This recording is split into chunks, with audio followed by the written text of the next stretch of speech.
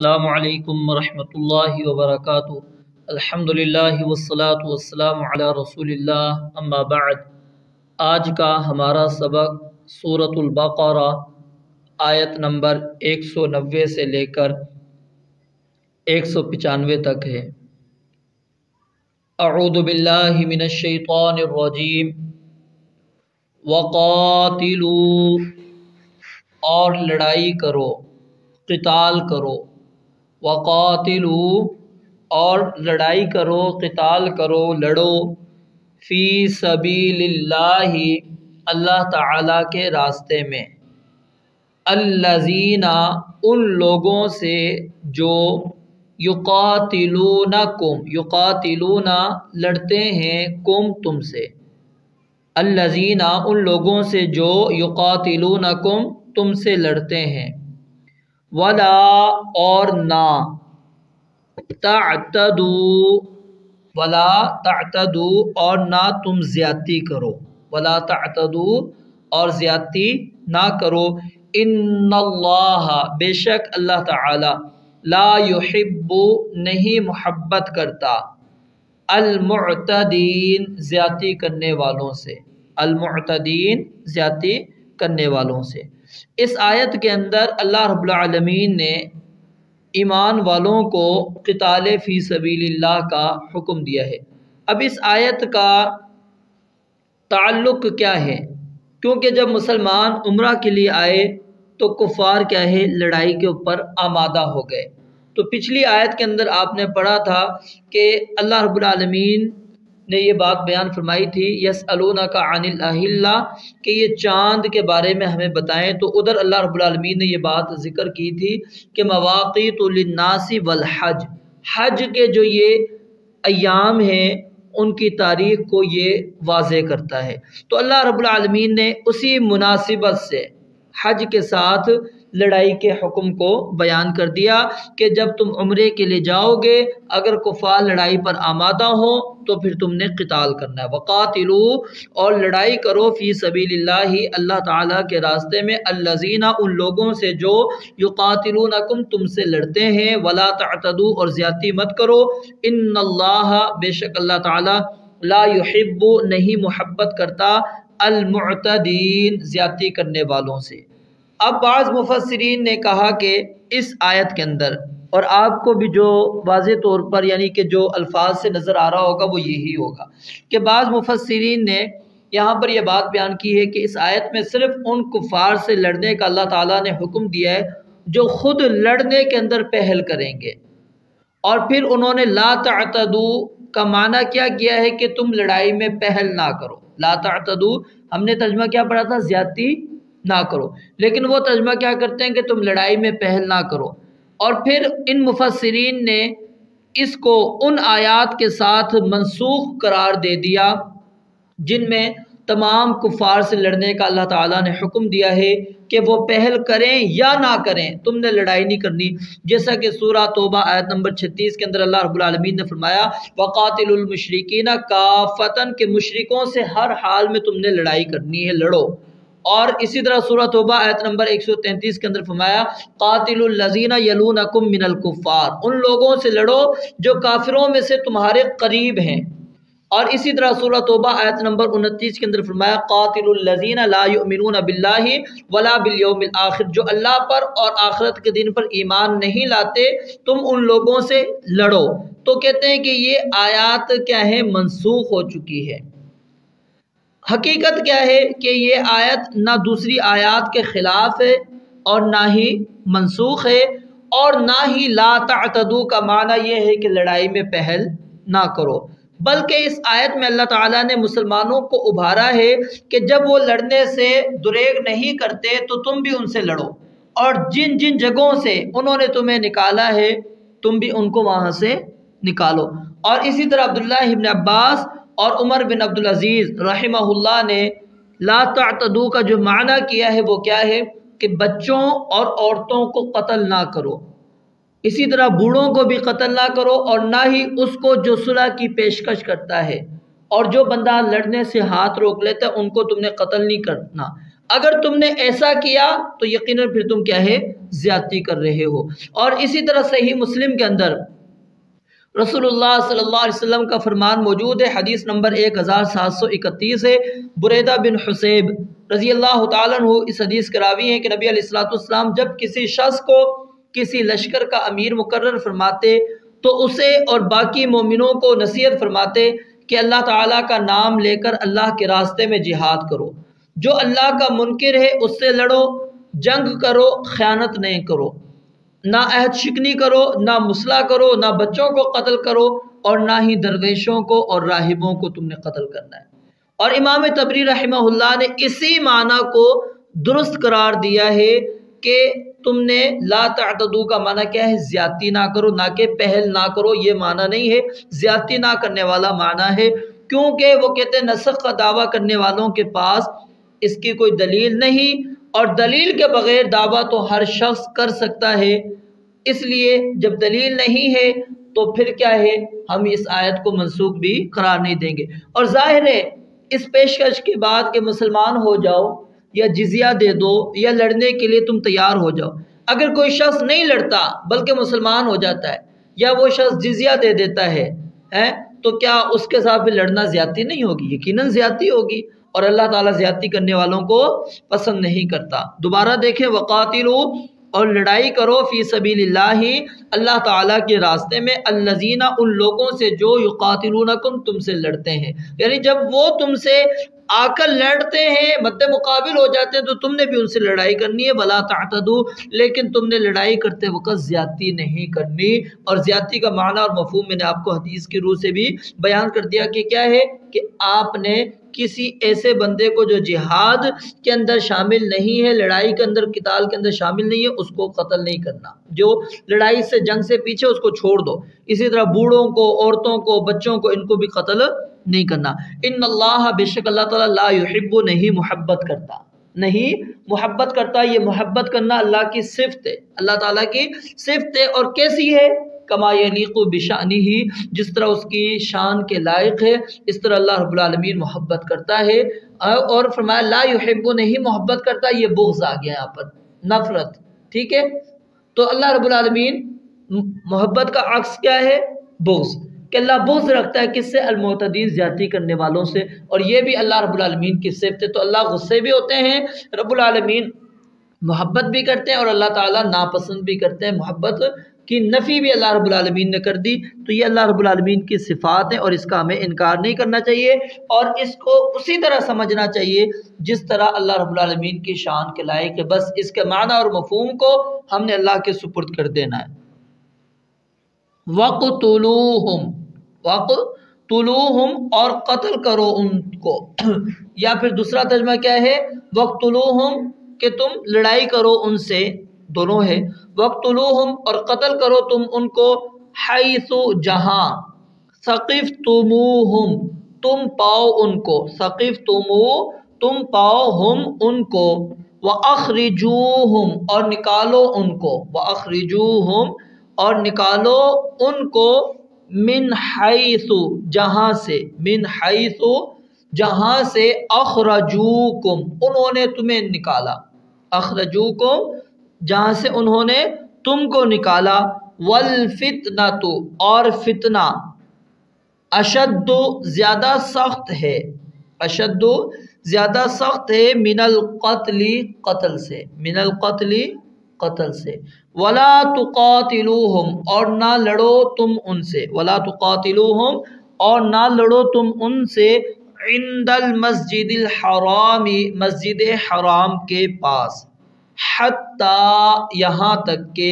یقاتلوکم، وہ لڑیں تم سے، فیہ، اس میں، فإن، پس اگر، قاتلوکم، وہ لڑیں تم سے، فقتلوہم، تو تم بھی لڑو ان سے، کذالک، اسی طرح، جزاء، بدلہ ہے، سزا ہے، الکافرین، کافروں کی۔ اب ذرا اس آیت کا مفہوم سمجھ لیں۔ اللہ رب العالمین نے کیا فرمایا؟ وَقْتُلُوهُمْ حَيْثُ ثَقِفْتُمُوهُمْ، کہ جہاں بھی تم ان کو پاؤ ان کو قتل کر دو۔ نبی علیہ الصلوۃ والسلام نے جب مکہ فتح کر لیا اور 9 ہجری میں سیدنا ابو بکر صدیق رضی اللہ تعالیٰ عنہ کو امیر حج بنا کر بھیجا، اور انہیں سورہ توبہ کے اندر جو اللہ رب العالمین کا اعلان ہے وَأَذَانٌ مِّنَ اللَّهِ وَرَسُولِهِ إِلَى النَّاسِ يَوْمَ الْحَجِّ الْأَكْبَرِ أَنَّ اللَّهَ بَرِيءٌ مِّنَ الْمُشْرِكِينَ وَرَسُولُهُ، ٹھیک ہے۔ اور پھر 4 مہینوں تک مشرکین مکہ کو سرزمین عرب میں چلنے پھرنے کی اللہ رب العالمین نے اجازت دی، اور اس کے بعد اگر وہ مسلمان نہیں ہوں گے تو ان کے بارے میں یہ حکم ہے کہ وہ جہاں پر بھی تمہیں ملے ان کو تم نے قتل کر دینا ہے، اور پھر ان کو جزیرہ عرب سے نکال دینا ہے۔ تو اسی کی تفسیر مزید آپ نے اگر دیکھنی ہے تو آپ سورہ توبہ کی ابتدائی 5 آیات دیکھ لیں۔ پھر اسی طرح یہودیوں کو پہلے مدینہ سے، پھر رسول اللہ صلی اللہ علیہ وسلم کے مطابق وصیت کے مطابق سیدنا عمر فاروق رضی اللہ تعالیٰ عنہ کے زمانے میں سرزمین عرب سے بھی نکال دیا گیا تھا، اور یہ کیا تھا؟ وَأَخْرِجُوهُمْ، یہ جو اللہ نے حکم دیا تھا اس حکم کی کیا ہے؟ تعمیل ہے۔ تو فرمایا وَاقْتُلُوهُمْ، تم نے انہیں قتل کرنا ہے، تم ان کو قتل کرو، حیث ثقفتموہم، جہاں بھی تم ان کو پاؤ، اور ان کو نکالو من حیث اخرجوکم، جہاں سے انہوں نے تمہیں نکالا۔ کہاں سے نکالا؟ مکہ سے، یعنی اب ان کو نکال دو، سرزمین عرب سے ان کو نکال دو، یہاں پر اب کوئی مشرک کافر نہیں رہنا چاہیے، یہودی عیسائی کوئی نہیں، سب کو یہاں سے نکال دو۔ وَالْفِتْنَةُ أَشَدُّ مِنَ الْقَتْلِ، فتنہ اس کا اصل معنی کیا ہوتا ہے؟ آزمائش میں ڈالنا، اور مفسرین نے اس کا معنی شرک بھی کیا ہے۔ فتنے کا معنی کیا ہے؟ شرک بھی ہے، اور اس کا اصل معنی کیا ہے؟ آزمائش کے اندر ڈالنا۔ اور اس وَالْفِتْنَةُ أَشَدُّ مِنَ الْقَتْلِ اس کی 2 تفسیر ہیں۔ نمبر 1 تفسیر کیا ہے کہ بے شک مشرکین کو قتل کرنے کا حکم بڑی سخت بات ہے، لیکن جس طرح شرک پر اڑے ہوئے ہیں اور مسلمانوں کو اسلام سے بیزار کر کے انہیں دوبارہ مشرک بنانے کے لیے وہ ظلم و ستم کا نشانہ بنا رہے ہیں، تو ان کا یہ شرک کرنا اور مسلمانوں کو اس پر مجبور کرنا اس سے بھی سخت جرم ہے۔ تو اس لیے اللہ رب العالمین فرماتے ہیں اس جرم کی پاداش میں کسی اندیشے اور سوچ بچار کے بغیر تم انہیں بے دریغ قتل کرو، یہاں تک کہ اللہ کا دین غالب آ جائے، کہ کسی مسلمان کو مسلمان ہونے والے شخص پر ظلم و ستم کر کے اسے دین سے بیزار کرنے کی کوئی جرت نہ کر سکے۔ اور دوسرا معنی جو کہ امام طبری رحمہ اللہ نے کیا ہے وہ کیا ہے کہ کسی مسلمان کو اسلام قبول کرنے پر آزمائش میں ڈالنا، یہاں تک کہ وہ اسلام سے بیزار ہو کر دوبارہ مشرک بن جائے۔ اس مومن کے لیے اس سے زیادہ تکلیف دہ اور نقصان دہ کیا ہے کہ وہ اسلام پر قائم رہتا اور اسی پر قتل ہو جاتا، کیونکہ قتل کیا ہے؟ زندگی میں بندہ ایک ہی دفعہ ہوتا ہے، جبکہ کفار کی طرف سے سزا اور عذاب کا سلسلہ کیا ہے؟ وہ جاری رہتا ہے۔ اور امام مجاہد رحمہ اللہ وہ اس کی تفسیر کس الفاظ کے اندر کرتے ہیں؟ کہتے ہیں کہ مومن کا بت پرستی کی طرف لوٹ کر جانا اس پر قتل ہونے سے بھی زیادہ سخت ہے۔ تو اس صورت میں معنی کیا ہوگا کہ ان کفار کو قتل کرنا بڑی سخت بات ہے، لیکن جو معاملہ وہ مسلمانوں کے ساتھ کر رہے ہیں وہ ان کے لیے قتل ہو جانے سے بھی زیادہ تکلیف دہ ہے۔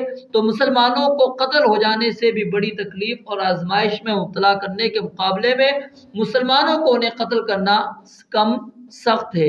تو اس لیے فرمایا وَالْفِتْنَةُ أَشَدُّ مِنَ الْقَتْلِ، کہ یہ فتنہ جو ہے، آزمائش جو ہے، یہ اشد من القتل، زیادہ سخت ہے قتل سے۔ تو دونوں تفاسیر میں نے آپ کے سامنے بیان کر دی۔ آگے فرمایا وَلَا تُقَاتِلُوهُمْ، اور نہ تم ان سے لڑائی کرو، عند المسجد الحرام، مسجد حرام سے مراد سرزمین مکہ ہے، کیونکہ سرزمین مکہ یہ حرم ہے، تو اس میں قتال اللہ رب العالمین نے منع کر دیا۔ ہاں لیکن اگر وہ فَإِن قَاتَلُوكُمْ، اگر وہ تم سے لڑائی کرتے ہیں تو فَقْتُلُوهُمْ، تو اللہ کہتے ہیں پھر تم نے ان سے لڑائی کرنی ہے، لیکن تم نے اس کے اندر ابتدا نہیں کرنی، لڑائی تمہارے لیے جائز نہیں ہے حرم کے اندر لڑائی کرنا۔ فَإِنِ انْتَهَوْا، فَإِن پس اگر، فَإِن پس اگر انتہوا وہ باز آ جائیں، انتہوا وہ باز آ جائیں، فَإِنَّا پس بے شک اللہ تعالی غفور الرحیم، بے حد بخشنے والا، نہایت رحم والا ہے۔ یعنی اللہ رب العالمین فرماتے ہیں، پچھلی آیت میں کیا تھا؟ اللہ رب العالمین نے قتال فی سبیل اللہ کا حکم دیا، اب یہ آیت بھی اسی حکم کی تعمیل ہے۔ کیا ہے کہ تم نے اب کیا کرنا ہے کہ جو لوگ جو لوگ باز آ جاتے ہیں، تم سے لڑائی نہیں کرتے ہیں، پھر کیا ہے تم نے ان سے لڑائی نہیں کرنی۔ کیوں نہیں کرنی؟ کیونکہ اب وہ اپنے عمل سے باز آ گئے ہیں۔ وقاتلوہم، اور لڑائی کرو ان سے، وقاتلوہم، اور لڑائی کرو ان سے، لڑتے رہو ان سے، حتی، یہاں تک کہ، لا تکون فتنۃ، نہ رہے کوئی فتنہ، وقاتلوہم، اور تم لڑو ان سے، حتی، یہاں تک کہ، لا تکون فتنۃ، نہ رہے کوئی فتنہ، ویکون الدین، ویکون، اور ہو جائے، الدین، دین، للہ، اللہ تعالیٰ کے لیے۔ فَإِن، پھر دوبارہ اللہ رب العالمین یہی بات کر رہے ہیں، فَإِن، پس اگر، انتہوا، وہ باز آ جائے، فلا عدوان، تو نہیں کوئی زیادتی، الا، مگر، علی الظالمین، ظالموں پر۔ یعنی اللہ رب العالمین نے یہاں پر اہل ایمان کو کس بات کا حکم دیا کہ وقاتلوہم، تم نے لڑائی کرنی ہے ان سے، اور اس وقت تک لڑتے رہنا، حتی لا تکون فتنہ، یہاں تک کہ فتنہ نہ رہے۔ اور فتنے کا ایک معنی کیا تھا؟ شرک۔ جب تک شرک نہ رہے اور اس پر مجبور کرنے والے لوگ نہ رہیں تو اس وقت تک تم نے لڑنا، یعنی کہ دنیا سے ان لوگوں کا خاتمہ کر دینا ہے جو مسلمانوں کو مجبور کرتے ہیں، مسلمانوں پر ظلم و ستم ڈھا کر، مسلمانوں کو دین سے بیزار کر کے دوبارہ مشرک اور کافر بنا رہے ہیں۔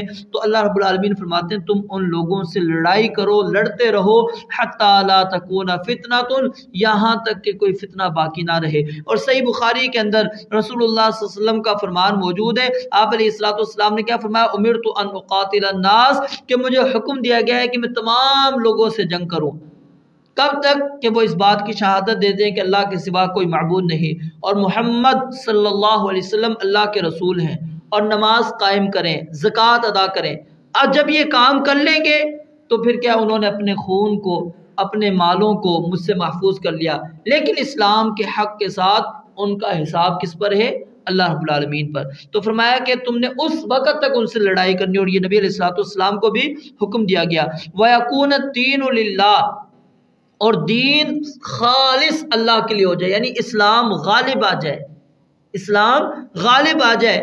اب دنیا کے اندر شرک موجود نہیں، مشرک موجود نہیں، خاتمہ ہو چکا ہے، تو پھر قتال فی سبیل اللہ بند نہیں، تو قتال چلتا رہے گا، اور قیامت تک کے لیے قتال کی اجازت موجود ہے، اور اسی وجہ سے لڑائی چلتی رہے گی۔ فرمایا فَإِنِ انْتَهَوْا، اگر وہ باز آ جاتے ہیں اپنے شرک سے، اپنے کفر سے، لوگوں کو وہ اسلام سے بیزار نہیں کرتے، مسلمانوں کے خلاف سازشیں نہیں کرتے، تو فَلَا عُدْوَانَ، تو اللہ رب العالمین فرماتے ہیں پھر کوئی زیادتی نہیں ہے، پھر کوئی زیادتی نہیں۔ یعنی شرک سے باز آ گئے، مسلمانوں سے لڑائی کرنے سے باز آ جائیں تو پھر تم ظلم نہیں کرو، ان کے ساتھ لڑائی نہ کرو۔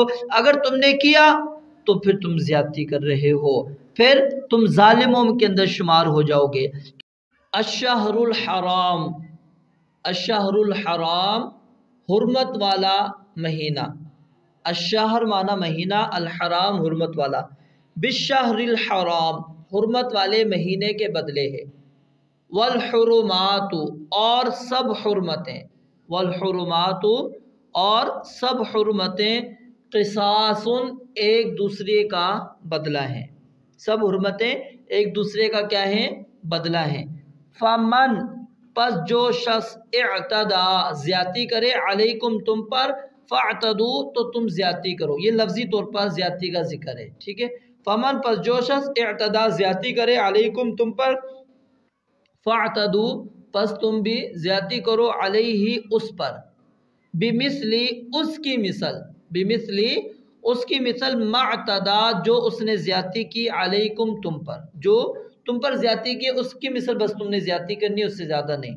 واتقوا اللہ، اور اللہ تعالیٰ سے ڈرو، واعلموا، اور جان لو، ان اللہ، بے شک اللہ تعالیٰ، مع المتقین، متقین کے ساتھ ہے۔ اللہ تعالیٰ کس کے ساتھ ہے؟ متقین کے ساتھ۔ تو حرمت والے مہینے کتنے ہیں؟ 4 مہینے ہیں، 3 پہ در پہ آتے ہیں، محرم، اس سے پہلے ذوالحجہ، اور اس سے پہلے ذوالقعدہ، ذوالقعدہ، ذوالحجہ اور محرم، یہ پہ در پہ ہیں، اور پھر درمیان کے اندر ایک آتا ہے رجب جو کہ چل بھی رہا ہے۔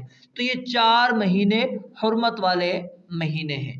تو اللہ رب العالمین نے فرمایا الشہر الحرام بالشہر الحرام، کہ حرمت والا مہینہ جو یہ حرمت والے مہینے کے بدلے میں، کہ اگر اس مہینے کا پاس وہ مشرکین رکھیں اور تم سے قتال نہ کریں تو تم بھی پاس رکھو، اگر وہ تم سے قتال کے اندر پہل کر لیتے پھر اس کی حرمت ختم ہو گئی، پھر کیا ہے تم نے اپنا دفاعی جہاد کرنا ہے۔ والحرمات قصاص، اللہ کہتے ہیں سب حرمتیں ایک دوسرے کے بدلے کے اندر ہوں گی، کہ وہ کریں گے تو تم کرو گے، نہیں تو نہیں۔ یعنی کہ جب اصل میں ذوالقعدہ 6 ہجری کو مسلمان عمرہ کے لیے تشریف لائے تھے، لیکن کفار نے مزاحمت کی اور عمرے سے روک دیا، اور بہرحال صلح ہو گئی جو کہ صلح حدیبیہ کے نام سے معروف ہے، اور اس کے اندر یہ طے پایا کہ مسلمان اگلے سال آ کر عمرہ کر لیں گے۔ جب دوسرے سال 7 ہجری میں مسلمان عمرہ کے لیے آئے تو ان کو پھر یہ اندیشہ ہوا کہ کہیں ایسا نہ ہو کہ یہ حرمت والا مہینہ ہے اور حرم مکہ ہے، اس میں تو لڑائی بھی منع ہے، مہینے میں بھی لڑائی منع ہے، اگر کفار نے بدعہدی کر دی، ہمیں عمرے سے روک دیا شرط کے مطابق، تو ہم کیا کریں گے؟ تو اللہ رب العالمین نے یہ آیت نازل کر دی کہ حرمت والے مہینے کی جو حرمت ہے وہ حرمت والے مہینے کے بدلے میں ہے، اگر وہ نہیں کریں گے تو تم بھی اس کا خیال نہیں کرنا۔ فمن اعتدى علیکم، اور جو بندہ زیادتی کرے گا تم پر زیادتی کرتا ہے تو فاعتدوا علیہ بمثل ما اعتدى علیکم، تو تم نے بھی زیادتی اس کے اوپر کرنی ہے۔ لفظی طور پر الفاظ آئے، یہ مراد نہیں ہے کہ مطلب یہ ہے کہ لڑائی اگر وہ کرتے ہیں تو تم بھی کرو۔ واتقوا اللہ، اور اللہ سے ڈرتے رہو اور جان لو کہ اللہ تعالیٰ متقین کے ساتھ ہے۔ تو یہاں سے بات ثابت ہو گئی کہ اللہ رب العالمین کی مدد اور نصرت کن کے ساتھ ہے؟ جو اللہ سے ڈرنے والے ہیں ان لوگوں کے ساتھ۔ وَأَنفِقُوا، اور خرچ کرو، وَأَنفِقُوا، اور خرچ کرو فی سبیل اللہ، اللہ کے راستے میں۔ اس آیت کا جو تعلق ہے وہ بھی کسی کے ساتھ ہے؟ قتال فی سبیل اللہ کے ساتھ، کیونکہ جہاد میں اور اس کی تیاری میں خرچ کرنا یہ ہلاکت نہیں ہے، اور اس میں جو بندہ کوتاہی کرتا ہے وہ گویا کہ اپنے آپ کو ہلاکت میں ڈال لیتا ہے۔ پہلے ترجمہ پڑھتے ہیں پھر اس کا تھوڑا سا آپ کو اس آیت کی تفسیر سمجھاتا ہوں، کیونکہ اس کے اندر بعض لوگ غلطی کھا گئے ہیں۔ وَأَنفِقُوا، اور تم خرچ کرو فی سبیل اللہ، اللہ تعالیٰ کے راستے میں، ولا تلقوا، اور مت ڈالو، ولا تلقوا، اور مت ڈالو، بأیدیکم، اپنے ہاتھوں کو، الی التہلکۃ، ہلاکت کی طرف، وَأَحْسِنُوا، اور احسان کرو، نیکی کرو، ان اللہ، بے شک اللہ تعالیٰ، یحب، محبت کرتا ہے، المحسنین، نیکی کرنے والوں سے۔ تو اللہ رب العالمین نے یہاں پر کیا ہے؟ انفاق کا حکم دیا کہ انفقوا فی سبیل اللہ، کہ تم اللہ کے راستے میں خرچ کرو اور اپنے ہاتھوں کو ہلاکت کے اندر نہ ڈالو۔ اب اس آیت کا مفہوم سمجھنے کے اندر غلطی لگ گئی، اور وہ غلطی کیا ہے؟ جیسا کہ ایک راوی ہیں اسلم تجیبی، وہ بیان کرتے ہیں کہ ہم قسطنطنیہ میں تھے، انہوں نے ہمارے مقابلے کے لیے رومیوں کی ایک بہت بڑی جماعت نکالی، ان کے مقابلے میں اتنے ہی یا ان سے زیادہ مسلمان نکلے۔ مصر والوں پر عقبہ بن عامر اور جماعت کے اوپر فضالہ بن عبید رضی اللہ تعالی عنہ امیر تھے۔ تو مسلمانوں میں سے ایک آدمی نے کیا ہے؟ رومیوں کی صف پر حملہ کر دیا، یہاں تک کہ ان میں داخل ہو گیا۔ لوگ چیخ اٹھے اور کہنے لگے سبحان اللہ، یہ تو اپنے آپ کو ہلاکت میں ڈال رہا ہے۔ تو اس وقت ابو ایوب انصاری رضی اللہ تعالیٰ عنہ کھڑے ہوئے، انہوں نے فرمایا تم آیت کا یہ مطلب سمجھتے ہو؟ حالانکہ یہ تو ہم انصار کی جماعت کے بارے میں نازل ہوئی تھی کہ جب اللہ تعالیٰ نے اسلام کو عزت بخشی اور اس کے مددگار بہت ہو گئے تو ہم میں سے کچھ لوگوں نے رسول اللہ صلی اللہ علیہ وسلم سے چھپا کر دوسروں سے کہا کہ ہمارے اموال ضائع ہو گئے، اب اللہ تعالیٰ نے اسلام کو عزت بخشی ہے اور اس کے مددگار بہت ہو گئے ہیں، چنانچہ ہم اگر اپنے اموال کے اندر ٹھہر جائیں اور جو ضائع ہو گئے ہیں انہیں درست کر لیں، یعنی باغ وغیرہ کو سنبھال لیں اپنے، تو یہ بہتر ہے۔ تو اللہ تعالیٰ نے ہماری بات کی تردید کرتے ہوئے یہ آیت مبارکہ نازل کر دی اور کہا کہ اللہ کے راستے میں خرچ کرو اور اپنے ہاتھوں کو ہلاکت کی طرف نہ ڈالو۔ تو کہتے ہیں سیدنا ابو ایوب انصاری رضی اللہ تعالیٰ عنہ کہ ہلاکت کیا تھا؟ ہمارا اپنے اموال میں ٹھہر جانا، اپنے کاروباروں کو سنبھال لینا، اپنی زمینوں کو سنبھال لینا، انہیں درست کرنا اور جنگ کو چھوڑ دینا تھا۔ اور ابو ایوب انصاری رضی اللہ تعالیٰ عنہ اللہ ہی کے راستے میں نکلے رہے، یہاں تک کہ روم کی سرزمین میں جا کر وہ دفن ہوئے۔ جامع ترمذی کے اندر یہ صحیح روایت موجود ہے۔ تو یہ آیت کس کے بارے میں ہے؟ نفقہ کے بارے میں اتری ہے کہ خرچ کرنے کے بارے میں، نہ کہ اس کا یہ معنی ہے کہ کوئی بندہ فدائی حملہ کرتا ہے۔ فدائی حملہ کیا ہوتا ہے کہ اکیلا مسلمان وہ دشمن کو نقصان پہنچانے کے لیے حملہ کر دیتا ہے، تو یہ جائز ہے۔ کب جائز ہے؟ جب اس اکیلے بندے کے حملے سے دشمن کو نقصان پہنچنے کی امید ہو، یا پھر اہل اسلام کی شجاعت سے کفار کے حوصلے پست کرنا مقصود ہو، یا شہادت پیش کیے بغیر دشمن کو نقصان پہنچانا ممکن نہ ہو، تو فدائی حملے بالکل درست ہیں، اور یہ اپنے آپ کو ہلاکت میں ڈالنا نہیں ہے، بلکہ جہاد کو چھوڑ کر انسان کاروباروں کے اندر مصروف ہو جائے، اصل ہلاکت یہ ہے۔ اور تاریخ اسلام کے اندر ہمیں ایسے بے شمار واقعات ملتے ہیں، جیسا کہ ابو جہل کو قتل کرنے والے کون تھے؟ 2 چھوٹے بچے تھے۔ غزوہ خیبر کے اندر ابو رافع یہودی کے قاتل کون تھے؟ عبداللہ بن عتیق تھے، اور ان کا واقعہ موجود ہے، وہ کس طرح اس کے قلعے کے اندر داخل ہوئے۔ تو کعب بن اشرف جو یہودیوں کا تھا، مدینہ کے اندر ان کو جو قتل کرنے والے محمد بن مسلمہ، کس انداز سے انہوں نے قتل کیا؟ پہلے تلواریں ان کے پاس بطور گروی رکھوائی گئیں۔ تو یہ سارے واقعات ہمارے سامنے موجود ہیں۔ تو یہ نہیں ہے فدائی حملہ کرنا جائز ہے، کیا جا سکتا ہے، لیکن کیا ہے اگر اس سے دشمن کو نقصان پہنچنے کی امید ہو تو پھر۔ تو اس لیے اللہ رب العالمین نے فرمایا تم نے اللہ کے راستے کے اندر خرچ کرتے رہو، وَلَا تُلْقُوا بِأَيْدِيكُمْ إِلَى التَّهْلُكَةِ، اور اپنے ہاتھوں کو ہلاکت میں نہ ڈالو۔ مقصود کیا ہے کہ تم جہاد کو نہ چھوڑو، جہاد کو جاری رکھو، یہی تمہارے لیے فائدہ مند ہے۔ اور احسان کرو، نیکی کرتے رہو، اللہ تعالیٰ نیکی کرنے والوں سے محبت کرتا ہے۔ رب العالمین سے دعا ہے اللہ تعالیٰ سمجھنے اور عمل کرنے کی توفیق عطا فرمائے۔ وآخر دعوانا الحمدللہ رب العالمین۔